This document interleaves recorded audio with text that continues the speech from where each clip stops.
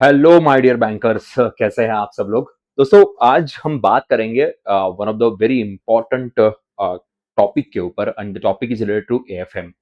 AFM हम सब लोग जानते हैं, बड़ा डिफिकल्ट सा सब्जेक्ट है। जब जैब एग्जाम्स की बात होती है, उसका डर दिन ब दिन बढ़ते जा रहा है। जब भी किसी बैंकर से बात होती है जो जैब एग्जाम के लिए प्रिपेयर कर रहा है या उसने शायद इसके पहले एग्जाम दी है, कि एएफएम हो या फिर आरबीडब्ल्यूएम जैसे पेपर्स हो जिसमें केस स्टडीज न्यूमेरिकल्स का वेटेज डे बाय डे बढ़ते जा रहा है, तो एग्जैक्टली exactly कौन से टॉपिक्स है जिनको कवर किया जाए, कौन से टॉपिक्स है जिनके ऊपर ज्यादा फोकस रखा जाए, ये काफी सारे सवाल बैंकर्स के दिमाग में होते हैं। आपके भी जहन में सेम सवाल होंगे, सेम क्वेश्चंस आपके दिमाग में होंगे। यूजुअली हम लोग कहते हैं कि सारे मॉड्यूल सही से पढ़िए, या फिर मॉड्यूल ए है, फिर मॉड्यूल सी है, या फिर मॉड्यूल डी है, इनको सही ढंग से पढ़िएगा। मॉड्यूल डी में टैक्सेशन आता है, उसके ऊपर वेटेज बहुत बढ़ते जा रहा है। ये सारी बातें हम करते हैं, पर एट द एंड हम सब लोग जानते हैं कि एग्जाम तो हमें निकालनी, एग्जाम तो हमें क्लियर करनी है। और कुछ ऐसे टॉपिक्स है जिन टॉपिक्स को बिल्कुल भी नजरअंदाज नहीं कर सकते। 101% उन टॉपिक से सवाल पूछे जाएंगे। तो आज के सेशन में मैं उसी टॉपिक्स के बारे में आपसे एक बार थोड़ी डिस्कशन करता हूं कि ये टॉपिक्स आप कवर कर लीजिए। अगर इन टॉपिक्स को आपने सही से कवर कर लिया तो आपके लिए बढ़िया रहेगा। मैंने नियर अबाउट एक 25 to 30 के आसपास उसके बीच में एक टॉपिक्स की लिस्ट निकाली हुई है। इसमें से मैं कहूंगा कि 25 टॉपिक्स तो बहुत जरूरी है। डिफरेंट डिफरेंट मॉड्यूल्स के टॉपिक्स है, सिर्फ एक मॉड्यूल से नहीं है। मैंने सिर्फ टॉपिक के नाम मेंशन किए और उसमें क्या क्या चीजें हैं जिनकी तरफ ध्यान रखना पड़ेगा। बट इन टॉपिक्स को अगर आपने सही तरीके से कवर कर लिया, सही तरीके से पढ़ लिया, तो आपको 101% एक चीज की गारंटी मैं देता हूं कि भाई एग्जाम तो निकल जाएगी और एक सेटिस्फैक्टरी मार्क्स भी आपके पास आएंगे, एक हैंडसम स्कोर भी आपके पास आएगा। वैसे वक्त है हमारे पास पूरा का पूरा सिलेबस कवर करने के लिए, बट स्टिल बैंक में जाना, वर्कलोड संभालना, फैमिली को टाइम देना, उसके बाद जो वक्त मिलता है वो कभी कभी लगता है कि इनफ नहीं है, कभी कभी क्या हमेशा लगता है कि इनफ नहीं है। तो इसीलिए ये कुछ इंपॉर्टेंट टॉपिक्स की लिस्ट है जो मैं यहाँ पे आपके साथ साझा करूंगा। तो मैं शुरू करता हूं। सबसे पहले हम बात करते हैं फर्स्ट टॉपिक जो है। एक और बात, ये मत समझिएगा कि पहला टॉपिक है तो उसका इंपॉर्टेंस ज्यादा है और 25th टॉपिक है तो उसका इंपॉर्टेंस बहुत कम है, ऐसा नहीं है। मैंने सारे इंपॉर्टेंट टॉपिक्स जो इक्वल लेवल पे इंपॉर्टेंट है उन सबको डाल दिया है। इक्वल लेवल पे इन सारे टॉपिक्स की तरफ हमें ध्यान देना पड़ेगा, ये अच्छे से ध्यान रखिएगा, ठीक है। So accounting concept, principles and the conventions, ये जो पहला ही मॉड्यूल का टॉपिक है, ये again a very very crucial, very important. इसमें मोस्टली कंसेप्चुअल एमसीक्यूज आपको देखने को मिलेंगे। न्यूमेरिकल वाला पार्ट यहाँ पे बट ऑब्वियस नहीं बनेगा, कंसेप्चुअलिटी बनेगी। पर ये ना क्वेश्चंस बड़े ट्रिकी बन जाते हैं। वो इस तरीके से क्वेश्चन को फ्रेम करते हैं, इस तरीके से केस स्टडी को फ्रेम करते हैं कि हम कहीं ना कहीं पता होने के बावजूद फंस जाते हैं। तो जब इन कंसेप्ट्स को आप पढ़ोगे तो इन कंसेप्ट्स को थोड़ा सा एग्जाम्पल ओरिएंटेशन में याद रखने की कोशिश कीजिएगा, समझने की कोशिश कीजिएगा, will be easy for you. अगर आप इसे सिर्फ रटने के एंगल में, या बस हाँ मैंने कंसेप्ट पढ़ लिया, मैंने उसका वन लाइनर एमसीक्यू सॉल्व कर दिया, चलो आगे बढ़ते हैं, या फिर कुछ लोग सोचते रहे ये सिंपल वाला पार्ट है, क्या ही कंसेप्ट और प्रिंसिपल्स कन्वेंशन बार बार पढ़े, छोड़ो आगे बढ़ते हैं, तो बड़ी दिक्कत हो सकती है। बिकॉज जब से इन्होंने थोड़ा सा कंसेप्चुअल क्लैरिटी बेस्ड क्वेश्चन पूछना शुरू कर दिए है, तो यहां पे हमें दिक्कत है या हमें प्रॉब्लम हो सकती है। और एक डर जो फ्रैंकली स्पीकिंग मुझे भी सता रहा है, और वो डर ये है कि कहीं ना कुछ ऐसा सरप्राइज वो एग्जाम में लेके आएंगे कि सब लोग सोच रहे कि लास्ट टाइम ऐसा पेपर आया था, इस बार भी ऐसे ही आएगा, चलो let's focus on this part, and suddenly they will come up with some surprise. और सरप्राइज मोस्टली ये होगा कि थेरोटिकल कंसेप्चुअल क्वेश्चंस जो है वो थोड़े से हेवी एंगल में देखने को मिलेंगे, डिफिकल्ट एंगल में देखने को मिलेंगे। क्योंकि क्या होता है न्यूमेरिकल्स में अप एंड डाउन वाली चीज चलती, पता है तो ठीक है, नहीं पता है तो फिर भाई कुछ सॉल्व ही नहीं कर पाएंगे, कैलकुलेशन ही नहीं कर पाएंगे। पर थ्योरेटिकल में ऐसा होता है कि थोड़ा बहुत नॉलेज लगा के, थोड़ा बहुत नॉलेज यूज करके हम उसके आंसर तक पहुंचेंगे। पर अगर ये क्वेश्चंस डिफिकल्ट आ गए तो ये भी हमारे हाथ से जा सकता है। इसलिए मेरी आपको हिदायत होगी, मेरी आपको सजेशन होगा कि be ready to face that, उसके लिए आप रेडी रहिएगा, ठीक है।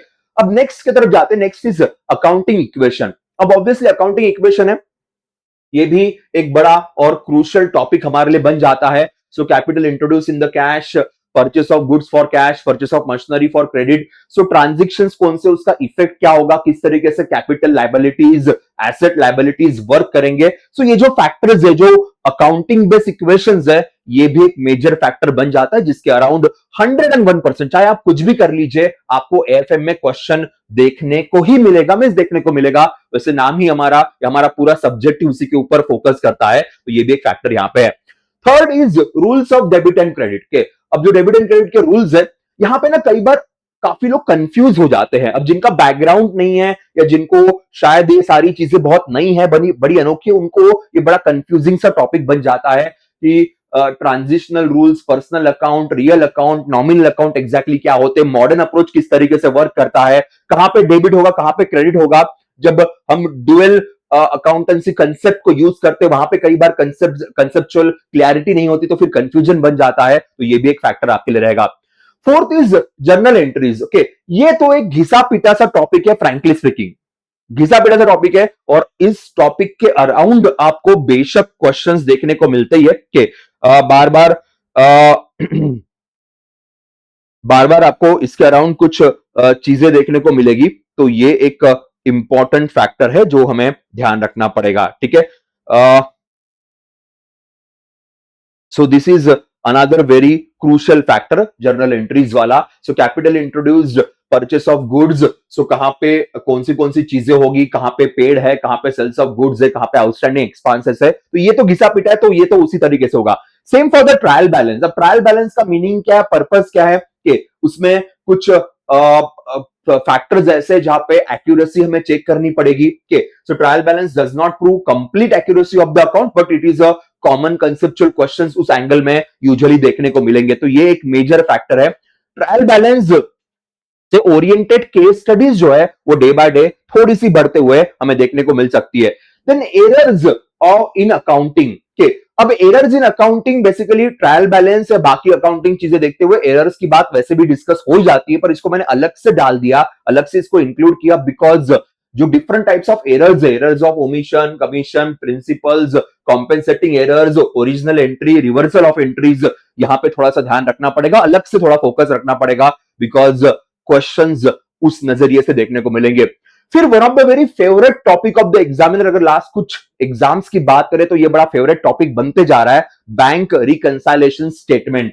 This is becoming the most important exam oriented concept. So why reconciliation, यहां पे न्यूमेरिकल्स बहुत ज्यादा आते हैं कि check issued but not presented, check deposited, bank charges, interest, credibility, direct deposits, direct payment, standing instructions, so ये सारे factors यहां पे है। सो यहां पे एक बात बड़ी इंपॉर्टेंट है कि पहले क्या था कि पहले कुछ चीजें मेमोराइज करके उसके भरोसे एग्जाम दे देते थे। अगर आज से आप 2-3 साल पहले जिन्होंने एग्जाम क्लियर की, उनसे अगर बात करोगे तो आपको बोलेंगे यार भाई कुछ कुछ चीजें मेमोराइज कर ले, इतने इतने फॉर्मूलाज देख ले, ये टाइप के चीजों को देख ले और बस एग्जाम में चला जा। बट वो सिनारियो अभी थोड़ा सा बदल गया, थोड़ा सा चेंज हो गया है। तो only memorising few things mechanically is not going to help us के। So what exactly it is given के, और उसका इफेक्ट क्या होगा अदर एस्पेक्ट्स के ऊपर, वो थोड़ा सोच विचार करके, थोड़ी सी कंसेप्चुअल क्लैरिटी को जोड़ते हुए, लिंक करते हुए हमें यहां पे अंडरस्टैंडिंग करनी पड़ेगी। तो इसीलिए ये टॉपिक जो है ये हेवी बनते जा रहा है, डिफिकल्ट बनते जा रहा है, तो यहां पे ध्यान रखना पड़ेगा। फिर depreciation is the most important topic, और ये हमेशा इंपॉर्टेंट ही रहेगा। कैलकुलेशन से डिफरेंट टाइप ऑफ डेप्रिसिएशन है, मैंने सिर्फ एक का नाम यहां पे मेंशन किया हुआ है, but all types of depreciations will be useful for us, और extremely important AFM numericals इस depreciation topic के ऊपर देखने को मिलेंगे with concept के, और different types of depreciation की भी बात होगी। then capital expenditure versus revenue expenditure, अब ये सिंपल पार्ट है कि इसमें कुछ नहीं, आपको बस रेवेन्यू कैपिटल को अंडरस्टैंड करना है और उसके भरोसे फिर जो कुछ भी कैलकुलेशन, तो किसी बड़े न्यूमेरिकल में, किसी बड़े इक्वेशन में आपको एक छोटा सा पार्ट देखने को मिलेगा जो बहुत सिंपल बन जाता है। ये काफी इजी टॉपिक है, पर हाँ इस टॉपिक से रिलेटेड क्वेश्चंस बन जाते हैं और जो आपको काफी अच्छे मार्क्स दे सकते हैं। देन प्रोविजन वर्सेस रिजर्व के, so amount set aside to known the liability और लॉस के for uncertainty is called as a provision, and reserve for the profit retained in the business. So what is provisioning, what is reserves? अब provisioning reserves को लेके कई बार reserve bank of India अपने नियमों में बदलाव करती है, नियमों में चेंजेस करती है, so we should be aware about that. हमें थोड़ी सी उसकी जानकारी, उसकी नॉलेज होनी बहुत जरूरी है, तो वो एक मेजर फैक्टर रहेगा। फिर फाइनल अकाउंट की बात होती है। फाइनल अकाउंट यहाँ पे trading account, profit and loss account, balance sheets के, तो ये सारे कंसेप्ट हमें अंडरस्टैंड करने पड़ेंगे, बिकॉज रिलेशनशिप क्या है इन सबके बीच में, फाइनल अकाउंट को मेंशन करने के लिए, उसे अंडरस्टैंड करने के लिए हेल्पफुल रहेगा। फिर आते हैं adjustments in the final account. अब ऑब्वियसली वो उसी का पार्ट है, फाइनल अकाउंट का ही पार्ट है, बट हमने अलग से उसको मेंशन किया, मैंने अलग से उसको मेंशन किया, बिकॉज जो भी एडजस्टमेंट्स है, जो भी चीजें, जैसे आउटस्टैंडिंग एक्सपेंसेस आपके होंगे, प्रीपेड एक्सपेंसेस है, अकर्ड इनकम है, इनकम रिसीव्ड एडवांस है, क्लोजिंग स्टॉक्स है, डिप्रिसिएशंस है, so all those adjustments are important and they do ask questions specially for calculation base. Then एक सिंपल टॉपिक है बिल ऑफ एक्सचेंज के, negotiable instrument act के अंदर ये यूजुअली आता है, इसको आपने पहले भी पढ़ा होगा और सिंपल है, बहुत आसान टॉपिक है। Again question for sure definitely यहां देखने को मिलेंगे। इसके कॉन्सेप्ट जो है ना, इसके इस बिल ऑफ एक्सचेंज के अंदर जो अलग अलग टर्मिनोलॉजीज है, वो कई बार कंफ्यूजिंग बन जाती है और वो प्रॉब्लमेटिक है। Then value of money, another numerical area, जहां पे future value, present value and different values के ऊपर बेसिकली बात होगी। यहां से फॉर्मूलाज जो है वो आपको याद रखने पड़ेंगे और उन्हीं के एंगल में सवाल आएगा। वैसे इजी बन जाते हैं if you know the formula, but again the way they are asking question you need to understand, सवाल समझना और फिर समझे हुए सवाल के हिसाब से आंसर करना, ये थोड़ी सी मेहनत वाली बात है, पर प्रैक्टिस से वो भी आराम से आ जाएगी, तो ये चीज रहेगी। Then simple interest, compound interest, ये एक और फेवरेट टॉपिक है और सबसे मैं कहूंगा कि बैंक रिकंसाइलेशन के साथ साथ ये बड़ा फेवरेट है और हमेशा से फेवरेट रहा हुआ है। सिंपल इंटरेस्ट को लेके, कंपाउंड इंटरेस्ट को लेके किस तरीके से कैलकुलेशंस करने हैं, फिर आपके ईएमआई कैलकुलेशंस के अंदर भी इसकी बातें इंक्लूड होगी।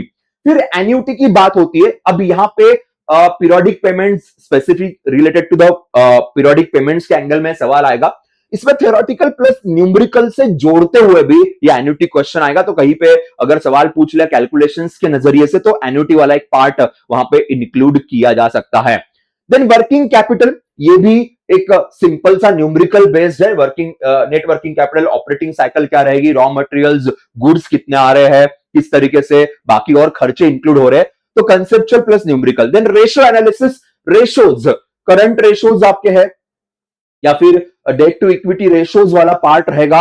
Heavily numerical base, heavily formula based topics जहां पे 101% है। Then cost of capital, the cost of debt के, सो आफ्टर टैक्स कॉस्ट क्या रहेगी, सो ये एक फैक्टर यहाँ पे very important. Again numerical, heavily guarded numerical, पर कंसेप्ट के साथ, क्योंकि टेक्निकल टर्म्स यहाँ पे बहुत ज्यादा है।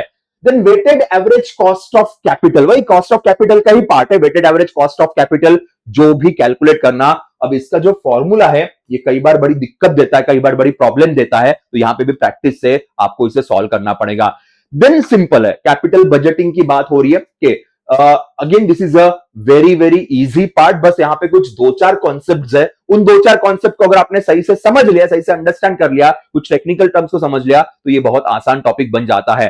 Then cost value profit analysis, again it is a very heavily guarded with the numericals, so break even point, PV ratio, so all these margin of safety कितनी रहेगी, यहां पे भी कैलकुलेशंस वाले फैक्टर है, पर इजी बनेंगे।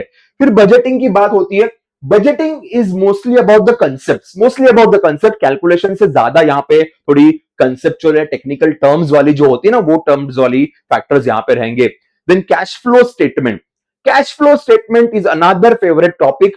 सिंपल सिंपल क्वेश्चंस देखने को मिलते हैं कैश फ्लो स्टेटमेंट को लेके, पर यहाँ पे गलतियां बहुत होती है। फाइनेंसिंग एक्टिविटीज का मीनिंग क्या है, इन्वेस्टिंग एक्टिविटीज का मीनिंग क्या है, ऑपरेटिंग एक्टिविटीज का मीनिंग क्या है, तो ये चीज है। प्रॉफिट और कैश फ्लो, इसके बीच में कई बार स्टूडेंट्स कंफ्यूज होते हैं जब एग्जाम में सवाल आते हैं, तो वो भी एक फैक्टर यहाँ पे बनेगा।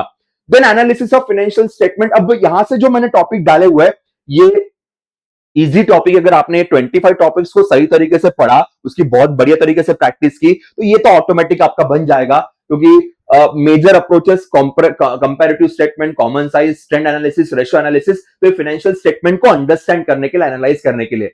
Then important accounting standard, IND-AS, ये यूजुअली मैंने पहले ही डालना चाहिए था, पर मैंने जानबूझ के इसको बाद में डाला हुआ है, बिकॉज जो बाकी टॉपिक्स है 25 topics, they are very heavy topics, बहुत हेवी टॉपिक्स है।